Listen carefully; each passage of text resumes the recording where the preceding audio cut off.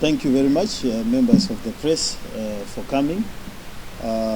We are just going to give our preliminary observations around what has been happening at Lake Chivero in as far as it concerns the City Council as of now.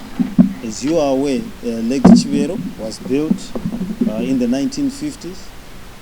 It was a dam that was constructed to cater for the water needs of the city of Harare, and at the same time it was designed as part of our sewer reticulation system. In other words, it is part and parcel of the renewable use of water. It was obviously designed for 500,000 residents. It is now catering to excess of 2 million residents. If you include the Greater Harare area, which I shall loosely call the Greater Harare area, that includes Chitungwiza, Norton, Ruwa, Epworth, and anything in between, Goromonzi, parts of Timba. We have 8 local authorities that surround Harare and that border Harare. And the main treatment water plant and the main source of water is Lake Chivero. Lake Manyame was then built in 1976 to augment the water efforts of Lake Chivero. And a tunnel was built underneath, and the water is again drawn from Lake Manyame, which we then dilute the Lake Chivero water, which we then treat to give to residents. The water is obtained from a variety of sources. Lake Manyame is quite straightforward.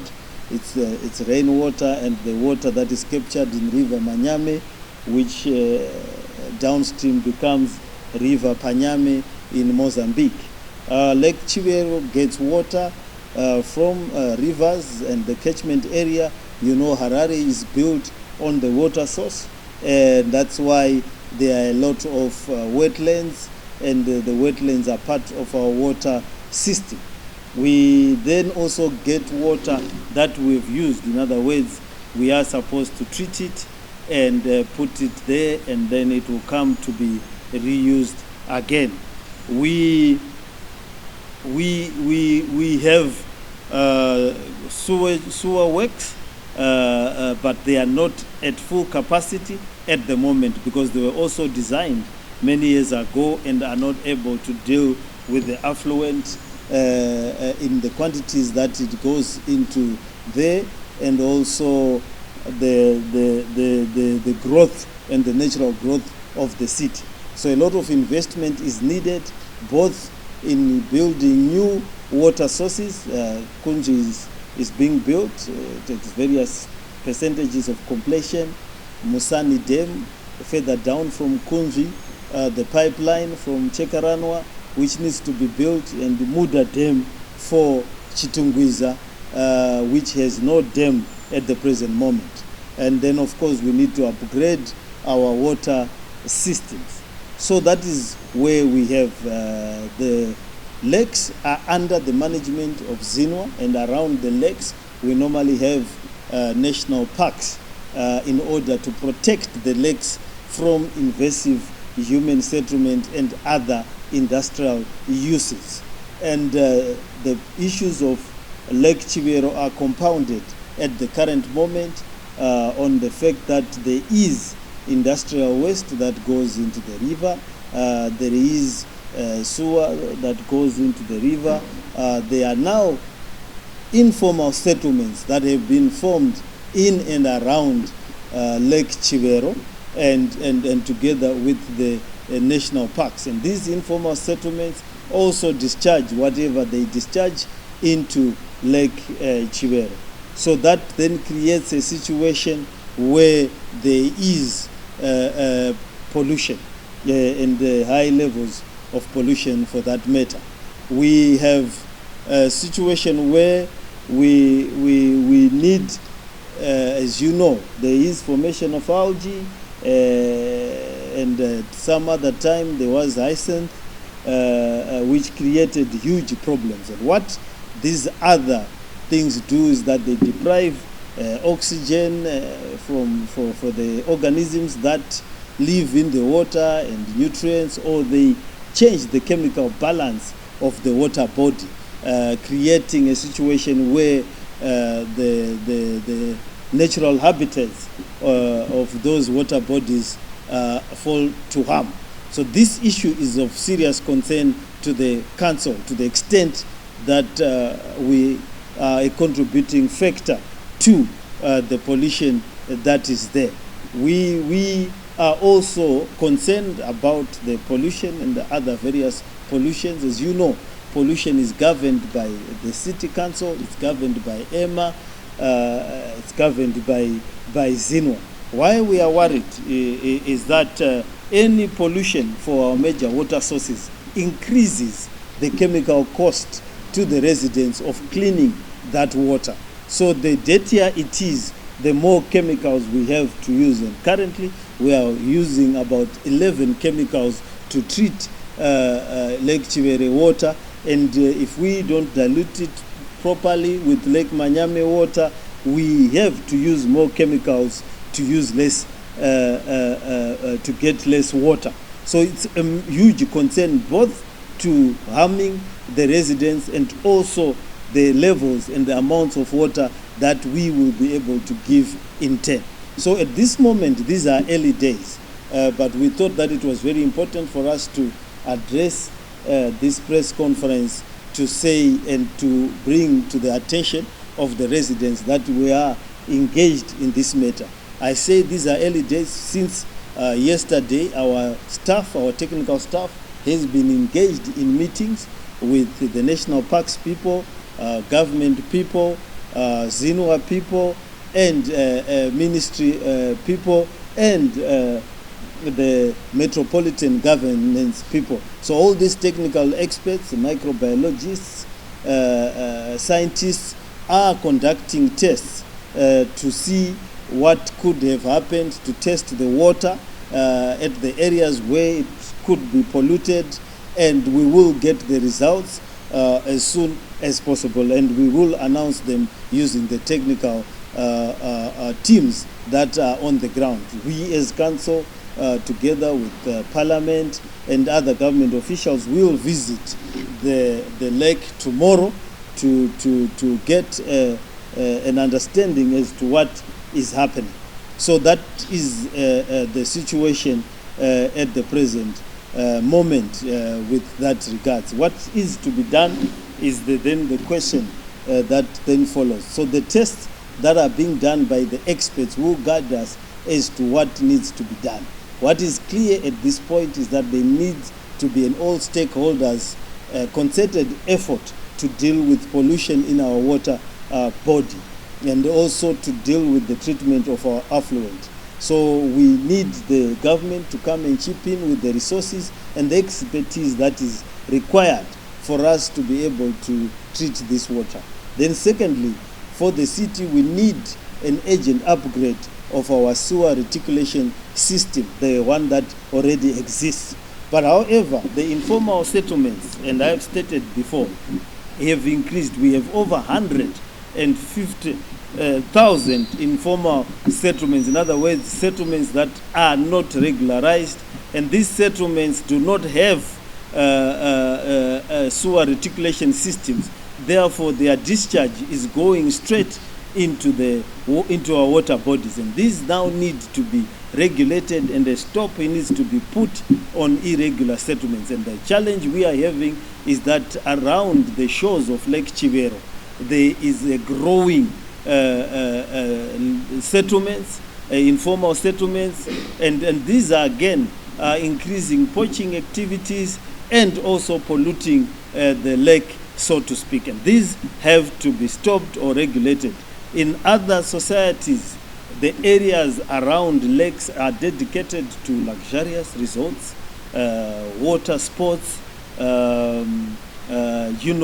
wildlife, and such other qualitative and easily controllable behavior.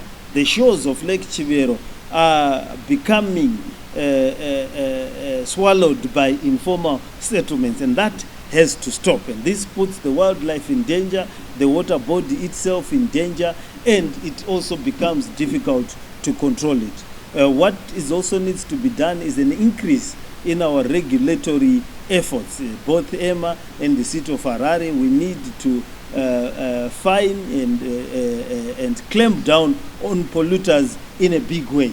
And to the extent that we also contribute to the pollution, we should make sure that we correct that. We need to understand the chemicals that are going into the lake, where they are coming from, and the infrastructure that is to be built in our industries, wherein they don't have to discharge their effluent into the river. We also are going to upgrade our chemical regime and modernize it. We have entered into memorandum of understanding to introduce the use of chlorine dioxide as part of our water treatment process, and this chlorine dioxide will help in terms of dealing with the water that we treat, and the length that it is treated, and the quantities that we do have. So I will hasten to add at this juncture in time, and then of course awareness campaigns. People have to understand we have to protect the animals, we have to protect our water bodies. It is a precious resource. We don't have to dump everything into that water body, and we have to take care of it as a living organism. So having said that, every water that is untreated is unsafe, and we give treated water to the residents. So our water is tested on a daily basis.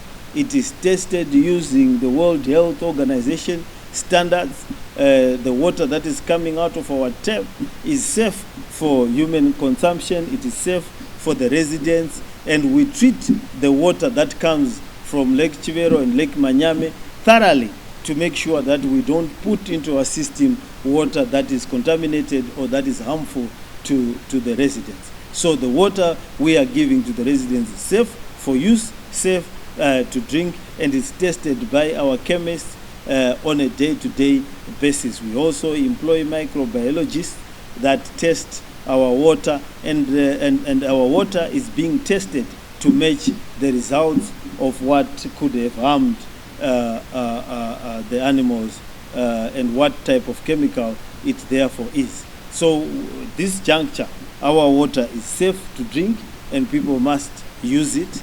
and also we treat all the water that we get on that basis. So in the long and short of it, a working visit will be done in conjunction with other government organs. We await the tests and the discussions by our technical teams as to the way forward, and we will implement the recommendations that will be coming from our technical committee meetings. We are committed to ensure that we provide safe water to the residents. We are also committed that we will create a safe environment for those creatures that we were given by God to be in custody. They cannot communicate for themselves, and therefore we owe them an extra duty of care to take them. It is quite sad that animals like rhinos, who survived since the beginning of time,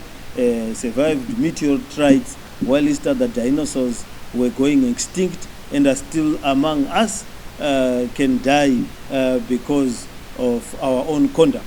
We want to make sure that that never happens, that the animals are safe, and that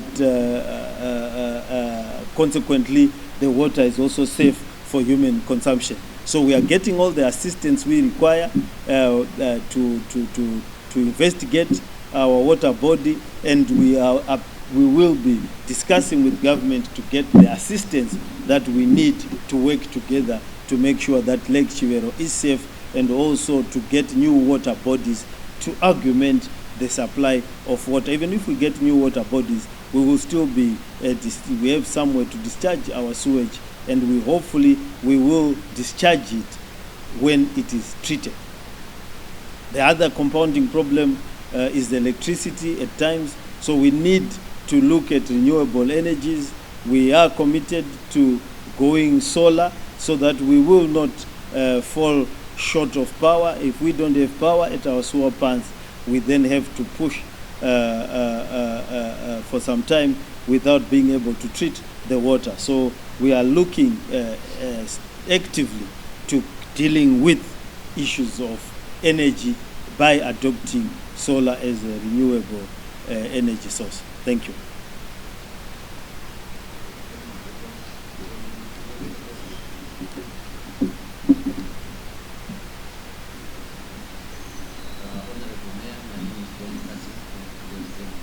Mm-hmm. From your presentation, you seem to be focusing on the test of treated water, that is water coming out of the air.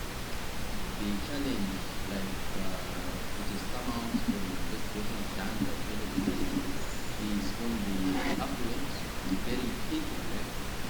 And from my understanding and knowledge, we have written several stories regarding affluent water, sewerage getting into there.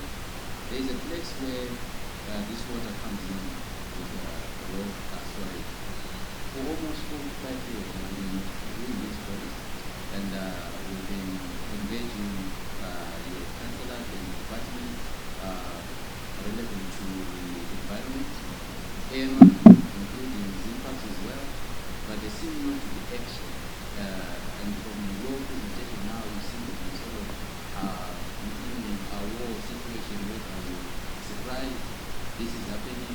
They've been busy by technical teams from the city of Harare, but up to now, the language seems to be the same. Yeah, we're not aware or surprised. We are actively engaged. I mean, the solutions are there, but what we require are the resources to implement those solutions. And this situation probably brings the whole matter, or brings a further added sense of urgency to the whole matter. We are well aware of what the reporters have written. We are well aware, and we've passed resolutions as councillors regarding the issue of water treatment plants, the need to repurpose our sewer, and the need to do it as of yesterday, not tomorrow, and that has remained the need. And the oil,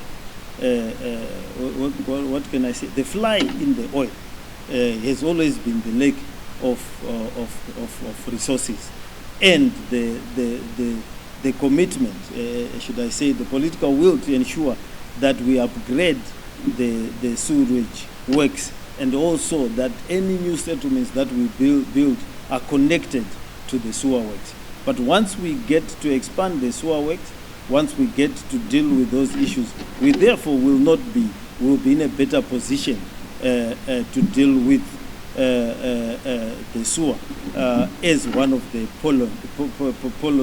pollutants. We will also need to deal with any other source of pollution that is discovered within the lake, and that is where the tests are critical and important. Yes.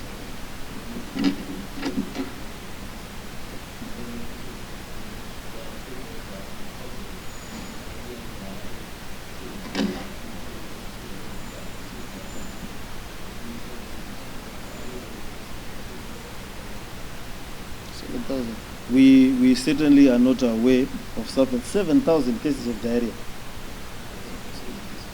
No. Oh, you mean countrywide? Yeah. And they are blaming me. Okay. No, we had one cholera case in an informal settlement in Belvedere.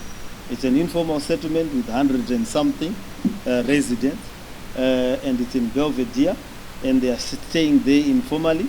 They are getting their water from a stream nearby. My position on informal settlements is clear. We need to move people.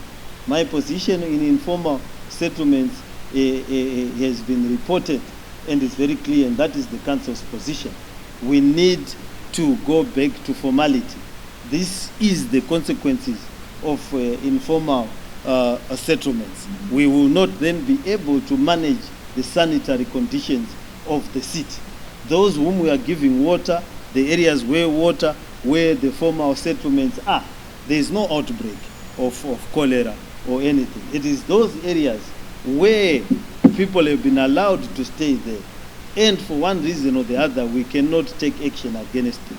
That is where we are going to have problems. And I shudder to imagine, with the rains that they've come, we've prayed for them, but they are going to have consequences in terms of the water sources that people have been drinking from. And we are trying our best. We have gone to the informal settlement. We have isolated the source. We have responded with our health department, and that is why it is still remaining the solitary cholera case at that area. We've taken all the steps that we need to take to protect those residents. But our position is that we should remove them from there and many of the other informal settlements and place them somewhere else in conjunction with the Ministry of Social Welfare. If we don't do that, we are going to be treating the symptoms and not the causes. And the causes are very clear. Once we move around in informality, then we'll have the challenges of diarrheal disease, cholera, and not being able to monitor the water people are using for cooking, people are using for drinking, and many other chores. Yes, sir. Thank you so much. Yes, sir.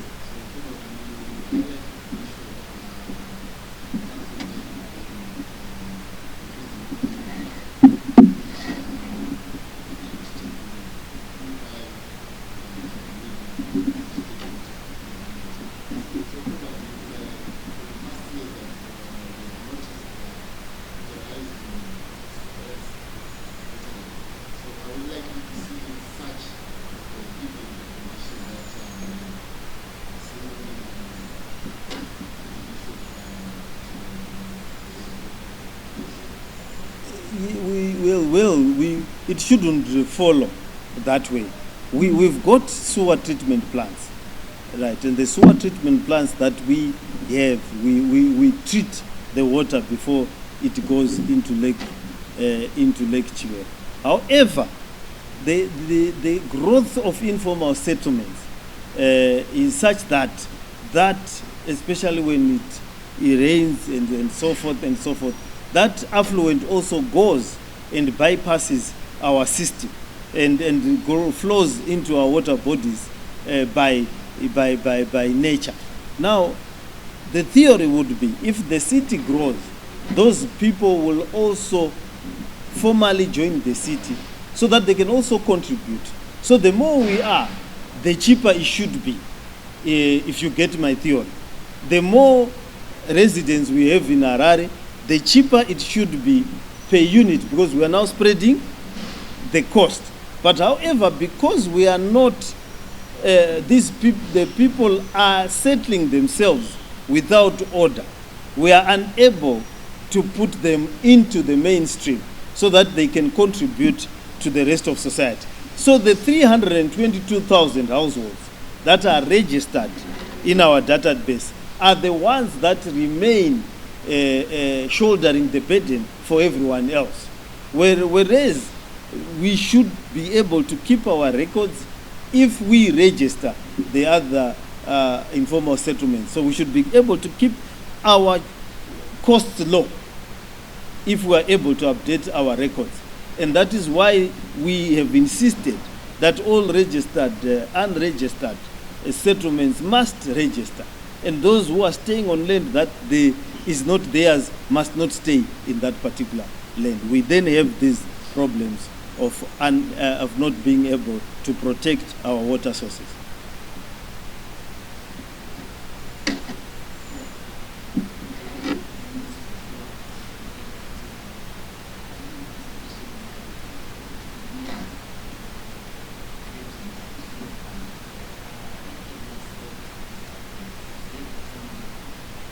We've budgeted them every year. We have them in the budget.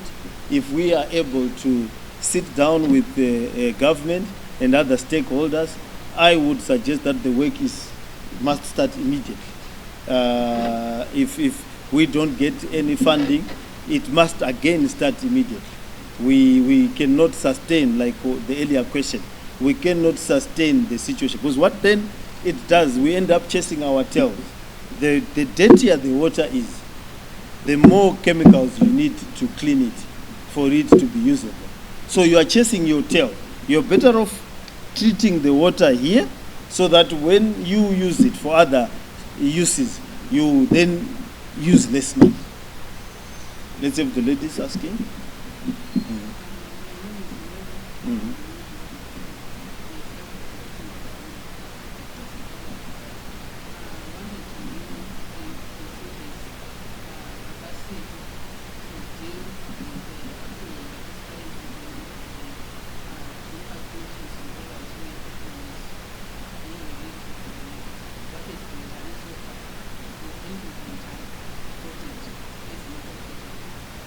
Yes, we treat the affluent that comes through our sewer works, through the Crowbro sewer works, the Fell sewer works, and all that affluent is treated.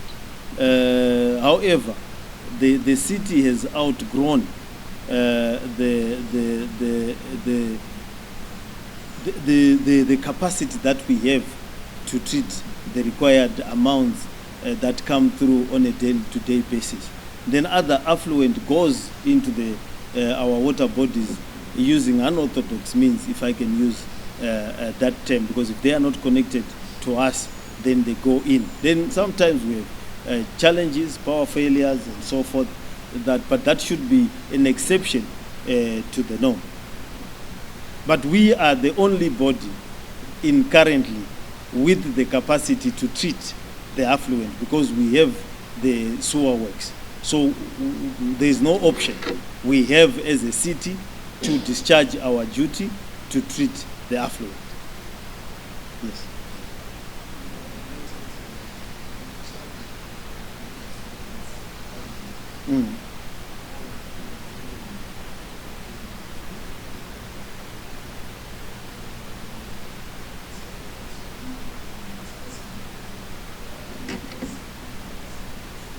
We're trying to persuade people that we need to create zones that are safe for our environment. The chaos, there is an addiction to lawlessness by certain citizens, and that addiction is to be nipped in the bud. It affects our water bodies. The increase in poaching, increase on pollutants, increase in all forms of deviant behavior. So what we need at the present moment is to create a zone where the land use around the lake is limited to what I could say high quality use, game parks, hotels, high-end use of the area around it. Once you put informal settlements that are there and that are sprouting up currently around the lake, you are inviting problems. Yes, sir. Follow up to what Mary asked on the affluent that we find its way into the lake. What percentage, according to you, of waste that is untreated, that bypasses the treatment centers? I'm not talking that that you are choosing the sector, but the one that comes through the plant. Because every visit that is done to every plant, the engineers after the meeting, a certain percentage goes into the lake untreated. So what percentage is that? And second, on the issue of sewer untreated coming from the pipes, the diversion issue, you mentioned the issue of several that they actually divert and so on. But we have seen about 3 places that I know on the main sewer from Westgate, come to Sewage and so forth. There is a pipe that was diverted actually before it got to Croydon.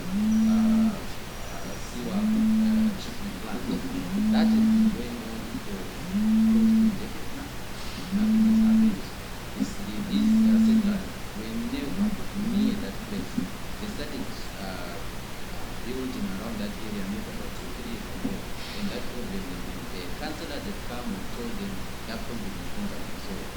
So to what extent now do you see the secular committing these crimes, yet some of these problems have been there already? Well, to a huge extent. I mean, if you are creating an informal settlement that is not linked to the main services of the city, then obviously you are going to get those services by hook or by crook. So I do believe that we cannot wish away or look aside at what's happening around key city infrastructure. It's not the only key infrastructure that is being drowned by the illegality. A lot of our key infrastructure is failing to perform at capacity because of this illegal behavior. And we can go the list, it transcends all sectors of the city, in recreational parks, so forth and so forth. All of those are being drowned by illegal activities and some of the diversions you talk about.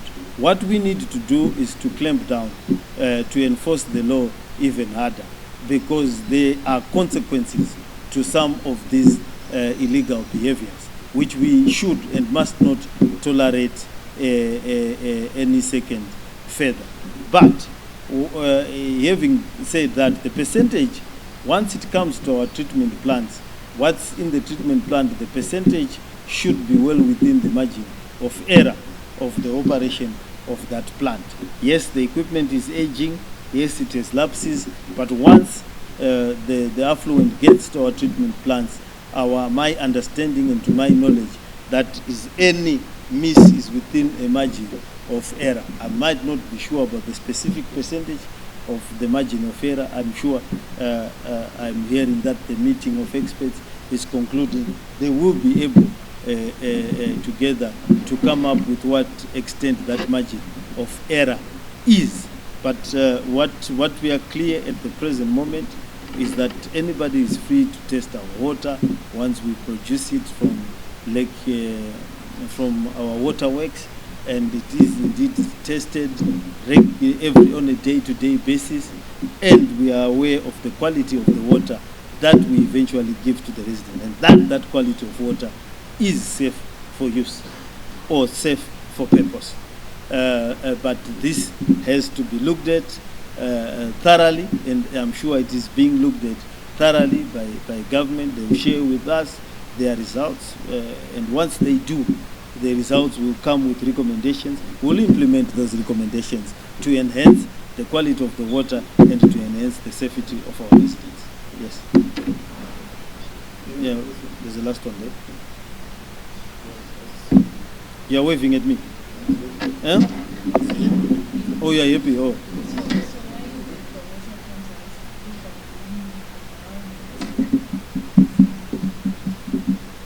Normally, when it comes out at an area, advise us which area. That normally is a burst pipe, and there is contamination somewhere along the line in that locality. Where do you stay? Eastleigh. Give us the address. The pipes will locate where the fault is. And we are unhappy. Even in Sunningdale where you used to. Yeah. No. Let's not be dramatic. No. It is not the whole of Harare. Every day we give people water. Hundreds and thousands of people water every day, and they use the Harare water. I know that because where areas where the normal schedule of water drops, I receive phone calls on WhatsApp, on Twitter, and everywhere that today we don't have water. There are other areas where water comes every day. There are other areas where it comes 4 days, other areas it comes per weekend, and so forth. But once people are accustomed to that schedule, if that schedule is off, they phone and they communicate as to what is happening, or they send a WhatsApp. So we know that our water is coming out and the quality at source when it comes out. Then we know that where it changes quality, there has been a pipe that has been compromised and that has then affected the quality of the water. And once we isolate that area, we will then be able to give you the water in the condition that it was at when it left our plant.